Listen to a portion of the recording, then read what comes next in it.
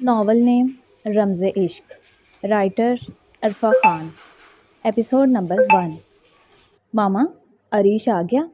अरीज की खुशी से लबरेज आवाज़ सुनाई दी। किचन में काम करती नफीसा बेगम मुस्कुराते हुए बाहर की जानिब लपकी। वो लाउंज में आईं तो सामने ही उनका खूबरू नौजवान बेटा अरीश बैठा था और उसके इर्द गिर्द घर के सभी मकीन बराजुमान थे। वो बड़ी बेताबी से अरीश की जानिब बढ़ी। अरीश का माथा चूमा और उसे सीने से लगा लिया। 4 साल। वो अरीश को पूरे 4 साल बाद अपने सामने देख रही थी। उनकी आंखें खुशी से बरसने लगीं। वैसे तो वीडियो कॉल पर हर रोज ही बात होती थी, लेकिन माँ थी, तसल्ली खुद देखकर ही होनी थी। मामा, आई मिस्ड यू टू।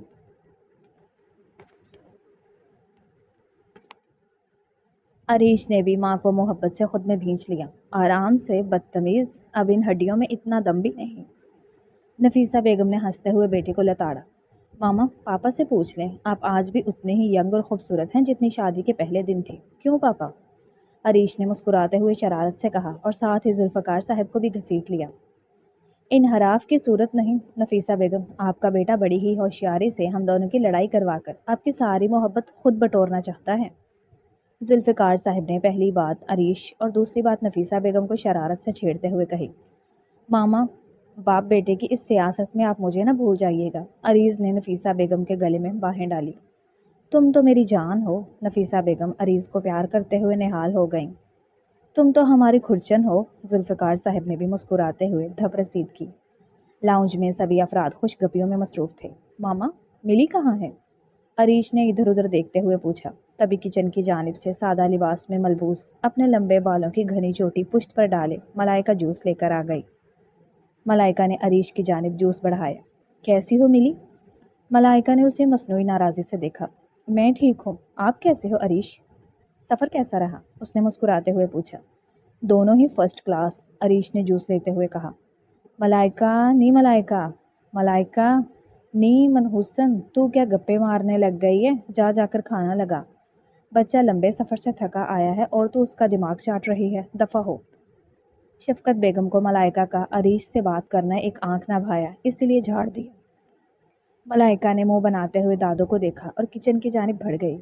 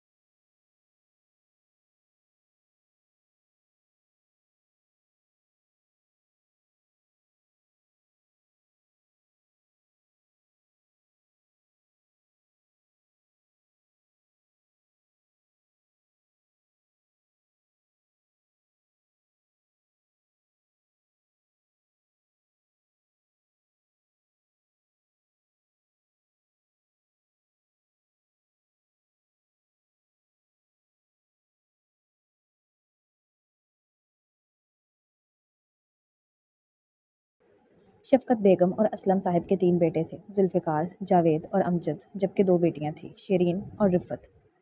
یہ پورا خاندان ایک ہی بڑی اور شاندار 3 منزلہ عمارت میں رہائش پذیر تھا، جسے شفقت ہاؤس کہا جاتا تھا۔ اسی عمارت کے ہر پورشن میں اس خاندان کی مختلف شاخیں آباد تھیں، جہاں رشتے بھی تھے اور خاموش فاصلے بھی۔ سب سے اوپری منزل پر ذوالفقار صاحب اپنی فیملی کے ساتھ رہتے تھے۔ ان کے 2 ہی بیٹے تھے، بڑا بیٹا عریش، جو حال ہی میں سوئٹزرلینڈ سے ہوٹل مینجمنٹ کی ڈگری حاصل کر کے واپس آیا تھا اور اپنے ہوٹل چین بنانے کا خواب لیے ہوئے تھا۔ اس سے چھوٹا عریض تھا، جو اس وقت انجینئرنگ کے دوسرے سال میں زیر تعلیم تھا۔ اس سے نچلی منزل پر امجد صاحب اپنی اہلیہ زاہدہ بیگم اور اپنے اکلوتے بیٹے تبریز کے ساتھ رہائش پذیر تھے۔ تبریز عریش کا ہم عمر تھا، مگر پڑھائی میں زیادہ سنجیدہ نہ ہونے کی وجہ سے انٹر کے بعد ہی اپنے والد کے ساتھ آفس کا حصہ بن گیا تھا۔ سب سے نچلے پورشن میں شفقت بیگم خود رہتی تھیں اور ان کے ساتھ ملائکہ بھی اسی گھر کا حصہ تھی۔ ملائکہ جاوید صاحب اور خدیجہ بیگم کی اکلوتی بیٹی تھی۔ اس کی پیدائش ایک ایسی رات میں ہوئی تھی جس نے اس گھر کی ایک اور کہانی بھی اپنے ساتھ لکھ دی تھی، کیونکہ ملائکہ کی پیدائش پر خدیجہ بیگم اس دنیا سے رخصت ہو گئی تھی۔ جاوید صاحب اپنی فیملی کے ساتھ امریکہ میں رہائش پذیر تھے۔ وہ اپنی جوانی میں تعلیم کے لیے وہاں گئے تھے، مگر وقت کے ساتھ وہیں کے ہو کر رہ گئے، یہاں تک کہ اپنی بیٹی کی پیدائش پر بھی پاکستان نہ آ سکے۔ شفقت بیگم کی 2 بیٹیاں تھیں، شیرین اور رفت۔ شیرین بیگم کے 2 بچے تھے، بڑا بیٹا اسجد، جو اپنی بگڑی ہوئی صحبتوں اور لاپرواہی کی وجہ سے آہستہ آہستہ ایک بے راہ روی زندگی کی طرف بڑھ چکا تھا۔ اسجد عریض کا ہم عمر تھا، اس کے بعد اس کی بہن ماہم تھی، جو ملائکہ کی ہم عمر تھی۔ رفت بیگم کی بھی 2 بیٹیاں تھیں، زوہا اور سوہا۔ اس پورے خاندان میں عمر کے لحاظ سے ایک طرح کی ہم آہنگی بھی تھی، مگر دلوں کے فاصلے اور رشتوں کی تلخیاں ہر جگہ اپنی الگ کہانی لکھ رہی تھی۔ خاص طور پر لڑکیوں کے درمیان تعلقات زیادہ اچھے نہیں تھے اور یہ خاموش کشیدگی وقت کے ساتھ مزید گہری ہوتی جا رہی تھی۔ کھانے کی میز پر گھر کے سبھی مکین موجود تھے اور ایک نہایت خوشگوار اور پرسکون ماحول میں کھانا نوش کیا جا رہا تھا۔ پورا کھانے کا ٹیبل خوبصورتی سے رنگ برنگے لوازمات اور ترتیب سے سجا ہوا تھا، کیونکہ تقریباً 4 سال کے طویل وقفے کے بعد آج اس خاندان کا ہونہار چشم و چراغ ہوٹل مینجمنٹ کی ڈگری لے کر واپس لوٹا تھا۔ اس خوشی کے موقع پر کھانے میں عریش کی پسندیدہ ڈشز کا خاص طور پر خیال رکھا گیا تھا، جس کا نفیسہ بیگم اور ملائکہ نے بڑی توجہ اور محبت سے اہتمام کیا تھا۔ ملائکہ نیم منحوسن، تو نے آج بریانی کیوں بنائی ہے؟ شفقت بیگم نے چاولوں کی ڈش کو غور سے دیکھتے ہوئے قدر حیرت اور شکایت بھرے انداز میں کہا۔ دادو، یہ بریانی نہیں، افغانی پلاؤ ہے، چشمہ اتار کر ذرا غور سے دیکھیں، عریض نے فوراً شرارت سے انہیں چھیڑتے ہوئے کہا۔ اس پر نفیسہ بیگم نے عریض کو ایک تیز اور گھورتی ہوئی نظر سے دیکھا، مگر کہا کچھ نہیں۔ نفرت کا ماما، عریض نے مسکراتے ہوئے بے فکری سے منہ میں چمچ ڈالا اور کھانے کا ذائقہ لینے لگا۔ بہت مزے کا ہے ملی، واقعی بہت اچھا بنایا ہے، عریش نے کھانے کی تعریف کرتے ہوئے نہایت اطمینان سے کہا اور پلیٹ کی طرف دوبارہ متوجہ ہو گیا۔ اب تمہارا مقابلہ نہیں کر سکتی، ملائکہ نے ہلکی سی مسکراہٹ کے ساتھ کہا، جیسے دل سے مان رہی ہو کہ عریش واقعی تعریف کے قابل ہے۔ بالکل، کیونکہ اس کا کوئی مقابلہ ہے ہی نہیں، عریش نے بھی ہلکی سی مسکراہٹ کے ساتھ جواب دیا اور کھانے میں مصروف ہو گیا۔ یہ پھیکا سا پلاؤ کیوں بنایا ہے؟ کوئی بھی نہیں کھاتا اسے، شفقت بیگم نے غصے اور شکایت بھرے انداز میں ملائکہ کو گھورتے ہوئے کہا، جو آج بھی سادہ سے جوڑے میں بہت ہی معصوم اور خوبصورت لگ رہی تھی۔ دادو، عریش اور عریض کو پلاؤ پسند ہے، اسی لیے بنایا ہے، ملائکہ نے گرم گرم پلاؤ کی ڈش بڑے پاپا کی طرف بڑھاتے ہوئے نرمی سے کہا، اور جب بن ہی رہی تھی تو میں نے سوچا کاجو بھی ڈال دیتی ہوں۔ کدھر ہیں کاجو؟ وہ غور سے دیکھنے لگی۔ ڈالے ہیں دادو، دیکھیں نا، ملائکہ نے چن چن کر کاجو اٹھا کر شفقت بیگم کی طرف بڑھائے۔ میری الماری سے چرائے ہیں نا یہ؟ شفقت بیگم نے فوراً شک بھری نظر سے اسے دیکھا۔ نہیں دادو، بالکل نہیں، نانو، میں نے صبح اسے آپ کی الماری سے کچھ نکالتے ہوئے دیکھا تھا۔ زوہا نے فوراً چن چن کر کاجو اپنی پلیٹ میں ڈالتے ہوئے آگ لگانے کی کوشش کی۔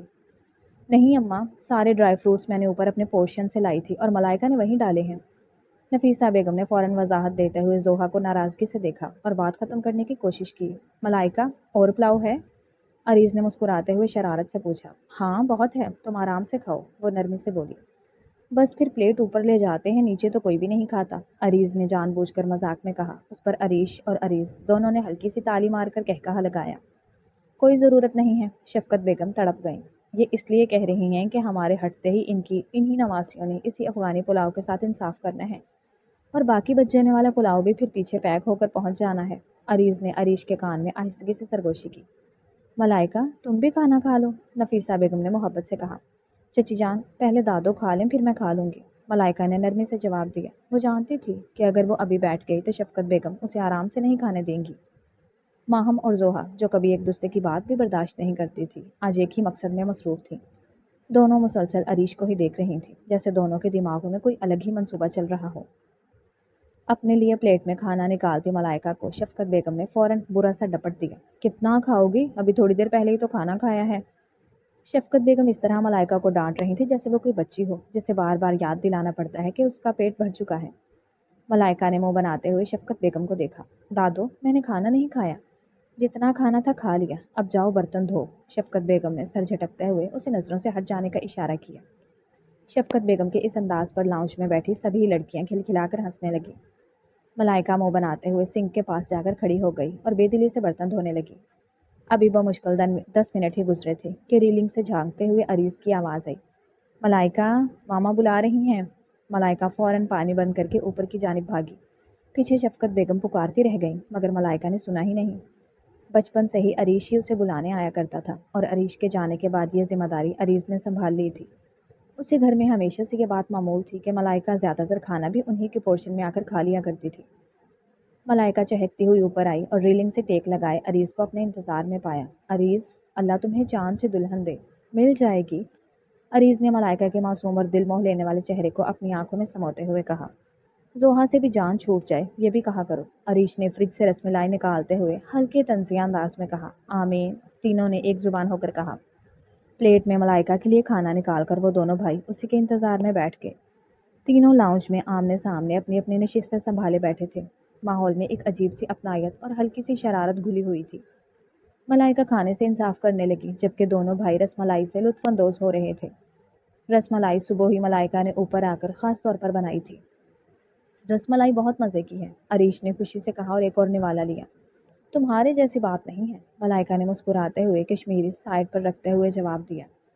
عریش تمہارے لیے خاص بنی ہے ورنہ ملائکہ لفٹ نہیں کرواتی، پورا ہفتے منتیں کرنی پڑتی ہیں تب جا کر ویکنڈ پر میٹھا ملتا ہے۔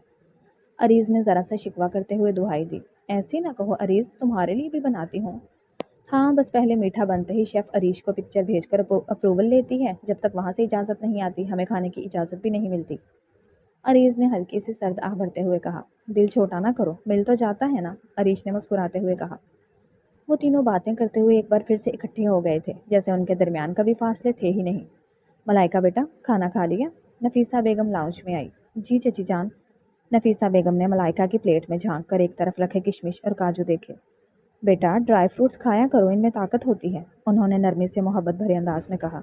جی چچی جان، ملائکہ نے مسکراتے ہوئے جواب دیا۔ جاری ہے۔ تو یہ تھی ہماری آج کی کہانی۔ امید ہے آپ کو ضرور پسند آئی ہوگی، تو لائک کمنٹ شیئر کرنا بالکل مت بھولنا اور سبسکرائب کرنا تو بالکل بھی مت بھولیے گا۔ تو ملتے ہیں اگلی کہانی میں، تب تک کے لیے بائے بائے۔